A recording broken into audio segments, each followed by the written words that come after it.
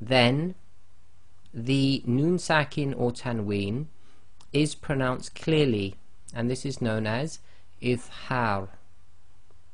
If Noon Saakin or Tanween is followed by any of what we call the Yarmaloon letters, i.e. the letter Ya, Ra, Mim, Lam, Waw or Noon, then we are going to do an assimilation of sounds, and this is known as Idghaam.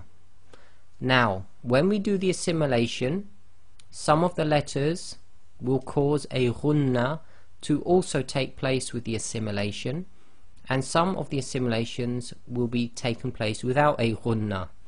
So the letters which are in green, i.e. the Ya, the Mim, the Waw and the Noon, will take place with a Ghunna, and the Lam and the Ra will not take place with a Ghunna, but all of them have assimilation taking place.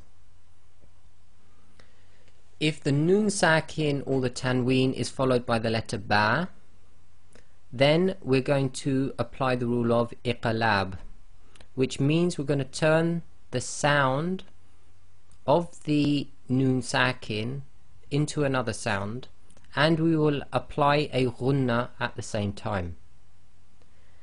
And the last rule is if the Noon Saakin or Tanween is followed by any of the other 15 letters of the alphabet, i.e. it's not the throat letters, it's not any of the Yarmaloon letters, and it's not the letter Ba, then we're going to apply the rule of Ikhfaa, which is hiding of the sound of the Noon Saakin, and we apply a Ghunna at the same time.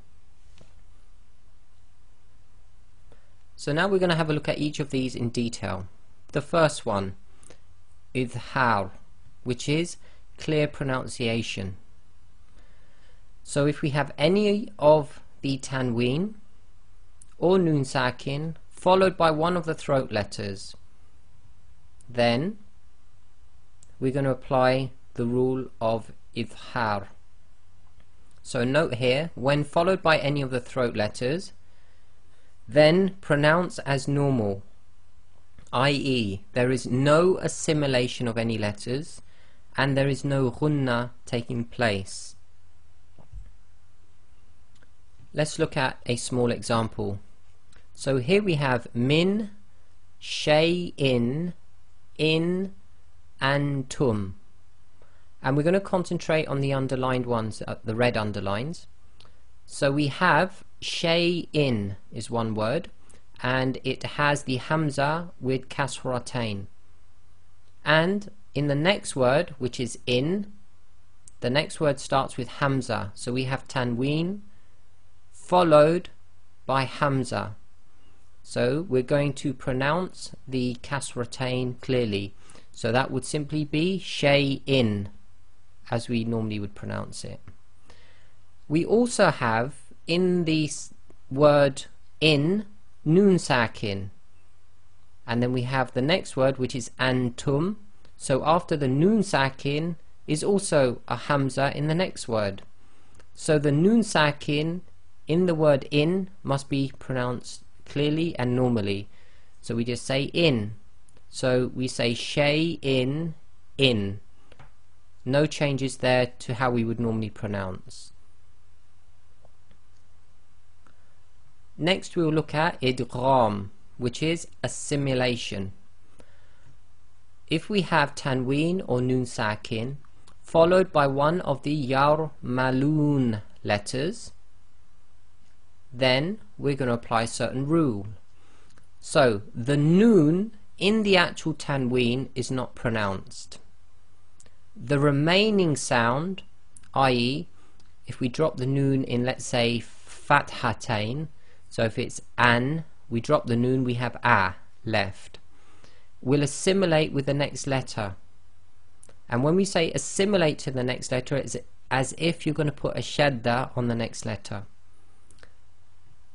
That's the assimilation. Then we need to break it down. When the assimilation takes place, if one of the letters that you're assimilating to is lam or ra, i.e. we call this the lar letters. There is no ghunna taking place. If it's any of the other letters, or the 4 letters left, which we can remember by the word yumin, so that's the letter ya, waw, mim, noon, then we are going to apply a ghunna with the assimilation, which we're indicating in green. Let's look at 2 examples. The first one, here we have the word, we have man and then lish shayateen. So we have man, which is Tanween, i.e. fatatain. The next letter in the next word is lil, so it's beginning with the lam. So we have the lam, which is one of the yar maloon letters, so we do an assimilation.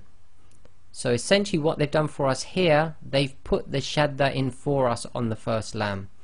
So we drop the noon from the fatatain, so instead of saying man, we now say ma, and we join it to the lam with shadda, so we say malishayateen, so mali, so you're joining mali. So they've actually put the shadda in for us to show us the assimilations taking place, and it's one of the lar letters, so the assimilation takes place without nasalization, i.e. ghunna.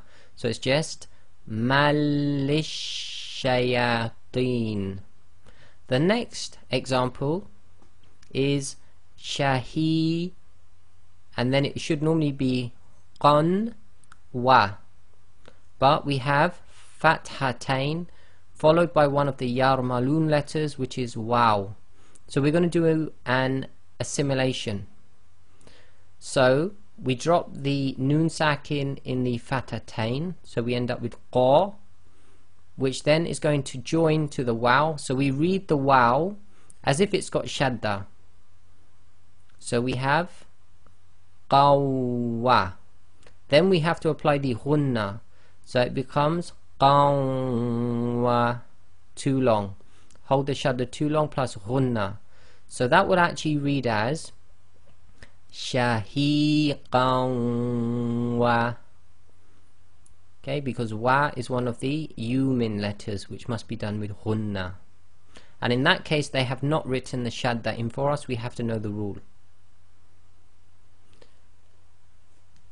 So the first example again, we've just put in, instead of the fatatain, just written it in as if it's man, just to show that the fatatain actually equates to a hidden noon sakin.